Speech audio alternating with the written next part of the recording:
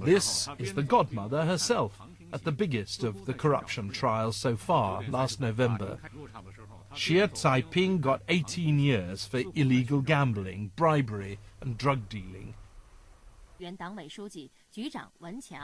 She was pretty well connected. Her brother-in-law, Wen Qiang, was the head of the Chongqing Justice Department. He's now been sentenced to death. This is the man who's been given the task of defeating corruption here. Bo Xilai is the overall boss of the municipality, a national figure sent down from Beijing to sort the place out. That's exactly what he's doing. Mr. Bo is a very tough and ambitious character, and he's communist aristocracy. His father was a colleague of Mao Zedong. Yet Mr. Bo is the new China. He sent his son to Harrow and Oxford. Only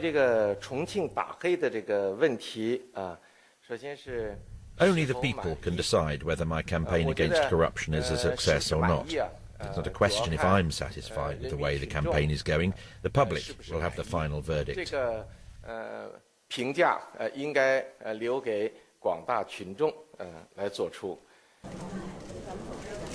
The public have already been turning out to demonstrate against corruption.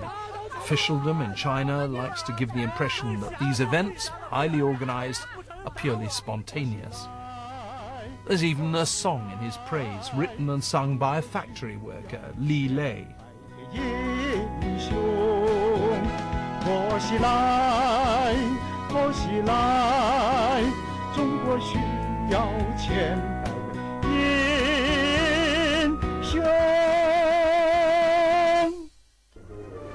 At big national gatherings of the Chinese Communist Party, Bo Xilai cuts a significant figure. Various Western commentators have suggested that he may have big political ambitions. The selection process for the next Chinese leadership will take place next year. Mr. Bo is becoming highly popular throughout China.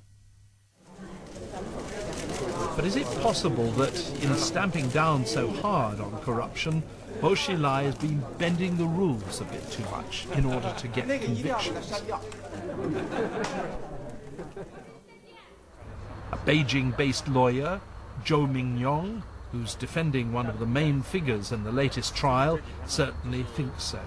His client has now been sentenced to death. Mr. Zhou is nervous about speaking to us. Just a few years ago, he'd never have made accusations like these publicly to the Western media. It's been very important for the city officials to win this case, but we, defence lawyers, are worried because we've seen some serious violations of the legal process. We've witnessed some illegal operations in this case. What do you mean by illegal operations? Before the trial started, it was very difficult to arrange meetings with my client, and when I did, it was always under police supervision. Do you see any evidence that torture's been used on your client?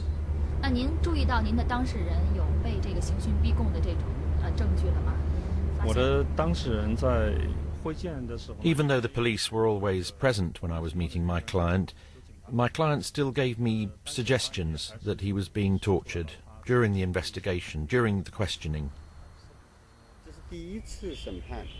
Could the accusations be true? We went to see a university law professor who's a member of a committee appointed to oversee the way the prosecutions for corruption have been conducted here. The idea of having such a committee would have been pretty unthinkable in the past. The same goes for Professor Gao Ye-fen's answer when I asked him about the possibility that torture had been used. China's legal system isn't perfect. I would say this is common in China. I'm suspicious of this situation, and I hope in future the government will make these things more transparent. It's the responsibility of the government to assure the public that suspects are not being tortured.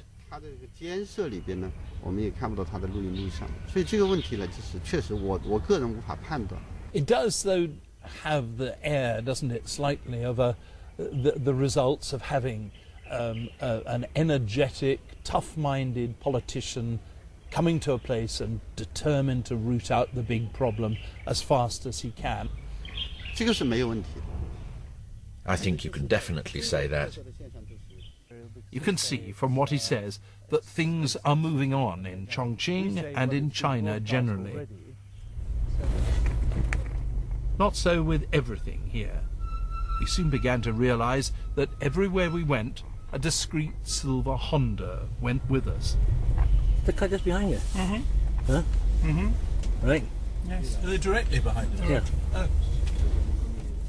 And when we were filming, someone usually seemed to be watching, which was odd, given that we were only here because the Chongqing authorities had invited us. After that, this looks gorgeous, doesn't it? Altogether, we didn't seem to be particularly welcome guests.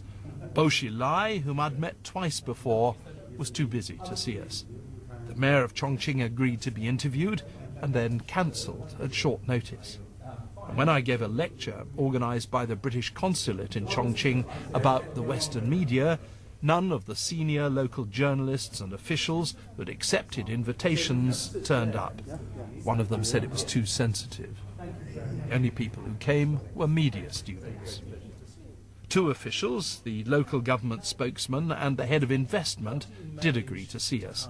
It wasn't exactly a very relaxed occasion, though they agreed that Chongqing needed to be more open. We need more openness in Chongqing, because Chongqing is a landlocked municipality. It's a mountainous municipality. There is a lot of not-so-open mindset still existing in Chongqing. That is why we have to improve on that as well. We need to change the mindset of the people, and especially of the government here. We need the government to be more open. You say the government needs to be more open. I've never been treated with such nervousness anywhere I've been in my career. And everywhere we go in Chongqing, we're being followed. Why is this? If we need more openness, where is this? Why is there so much nervousness of us? 我从我的理解哈，市长答应你了，没有。 As for the car that has been following yours during the past 2 days, I think you don't need to worry about that. I wonder whether it's the Foreign Affairs Office that has sent the car to follow you, in order to provide a service, a better service. I believe they have very good will. Then the interview resumed its normal course. 这个问题非常好。 So I personally believe, that in the next 30 years, Chongqing will be a city that has the most opportunities, both for development and for investment. 国家发展战略的一个重点。 This city is changing with enormous speed. The old attitudes, the old fears about outside influences are fading remarkably quickly. Increasingly, it's all about the difference in generations.